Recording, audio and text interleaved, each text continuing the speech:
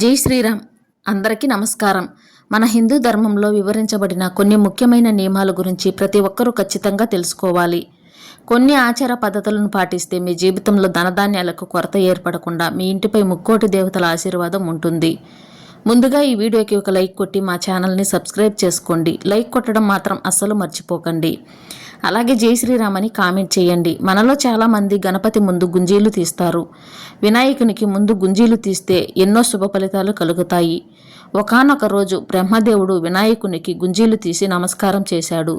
అప్పుడు గణపతి స్వయంగా ఎవరైతే నా ముందు గుంజీలు తీస్తారో నేను ఎంతో సంతోషించి కోరిన కోరికలన్నీ వెంటనే నెరవేరుస్తానని వినాయకుడు వరమిచ్చాడు. కాబట్టి గణపతి దేవాలయానికి వెళ్ళినప్పుడు గణపతి ముందు గుంజీలు తీయండి. మీ కోరికలన్నీ త్వరగా నెరవేరుతాయి. అలాగే ఇంట్లో దీపారాధన చేసేటప్పుడు పూజ గదిలో ఉపయోగించే రాగి కలశం, దేవుని గంట, అలాగే అగరవత్తులను దేవునికి ఎడమ వైపున పెట్టుకోవాలి. దేవునికి సమర్పించే హారతిని మాత్రం దేవునికి ఎదురుగా పెట్టాలి. పూజలో దేవునికి సమర్పించే పువ్వులను ఎడమ చేత్తో ముట్టుకోరాదు. అదేవిధంగా దేవుని నైవేద్యం సమర్పించేటప్పుడు నైవేద్యం చుట్టూ నీళ్లు చిలకరించి దేవునికి నైవేద్యాన్ని చూపించాలి.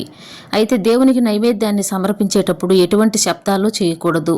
ఈ సమయంలో గంట కూడా మోగించకూడదు. ఇక దేవునికి పూజ చేసేటప్పుడు ఎలాంటి ఆహారాన్ని తినకుండా ఇంట్లో దీపారాధన చేసుకుంటే మీ పూజకు రెట్టింపు పుణ్య ఫలితం లభిస్తుంది. ఇక ప్రస్తుత రోజుల్లో చాలామంది మంచం పైన కూర్చుని భోజనం చేస్తున్నారు. అయితే మంచం పైన కూర్చుని కనీసం మందులు కూడా వేసుకోకూడదు. కాబట్టి మంచం పైన కూర్చుని భోజనం చేస్తే మీ ఇంటికి ఖచ్చితంగా దరిద్రం పడుతుంది. కాబట్టి ఇలాంటి తప్పులను చేయకండి. ఇక ప్రస్తుత రోజుల్లో చాలామంది భార్యలు తమ భర్తను పేరు పెట్టి పిలుస్తున్నారు.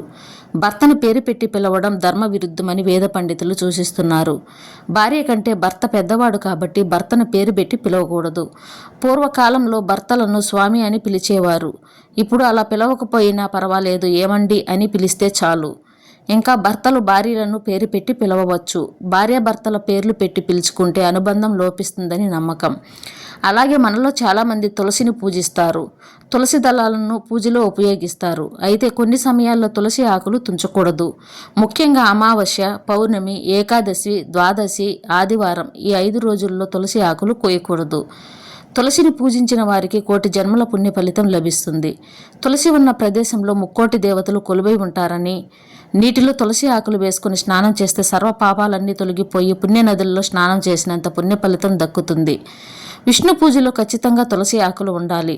వజ్ర వైడూర్యాలను సమర్పించినా కలగని తృప్తి ఒక తులసి దళం విష్ణువుకు సమర్పించిన విష్ణుమూర్తికి ఎంతో తృప్తి కలుగుతుంది.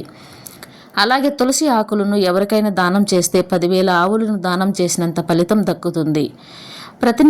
ప్రతినిత్యం విష్ణుమూర్తికి తులసి దళాలను సమర్పిస్తే భక్తి శ్రద్ధలతో స్వామివారిని పూజిస్తే 1,00,000 అశ్వమేధములు చేసినంత పుణ్యం నిశ్చయముగా కలుగుతుంది. వేదవాక్కు ఒక మనిషికి చివరి క్షణాలు దగ్గర పడితే నోట్లో తులసి నీరు పోస్తారు.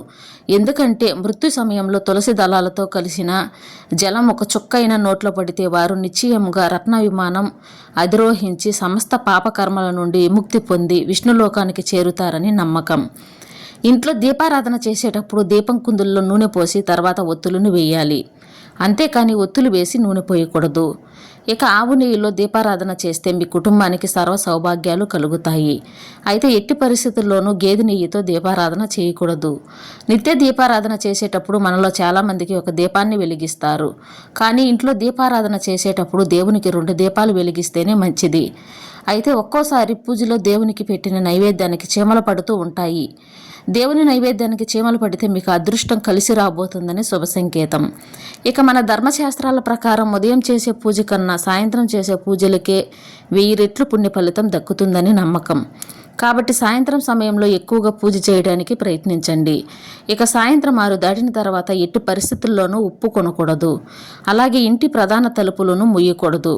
సాయంత్రం సమయంలో ఇంటి తలుపును మూస్తే మీ ఇంటికి ఆర్థిక సమస్యలు ఏర్పడతాయి.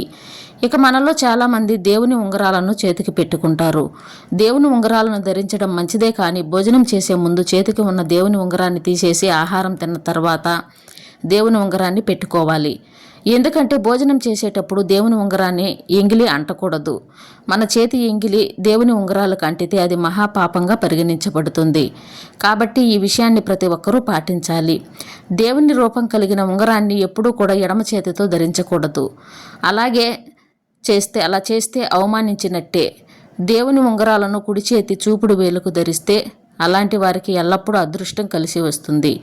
అలాగే ఈ మధ్యకాలంలో చనిపోయిన వారి జ్ఞాపకార్థంగా స్టీల్ వస్తువులు పంచుతున్నారు. ఈ వస్తువులను తీసుకుంటే నష్టమేమీ జరగదు, కానీ జ్ఞాపకార్థంగా ఇచ్చిన వస్తువులను నేరుగా ఇంట్లోకి తీసుకెళ్ళకూడదు.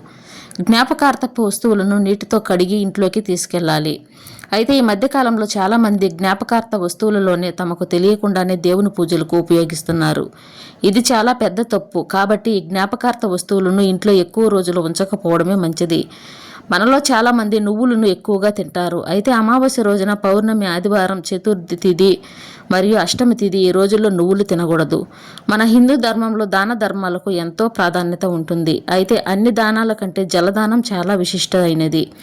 పేదలకు నీటిని దానం చేస్తే ఎన్నో దానాలు చేసినంత పుణ్యఫలం లభిస్తుంది. అలాగే పుణ్య నదుల్లో స్నానం ఆచరించిన ఫలితం కూడా దక్కుతుంది. జై శ్రీరామ్.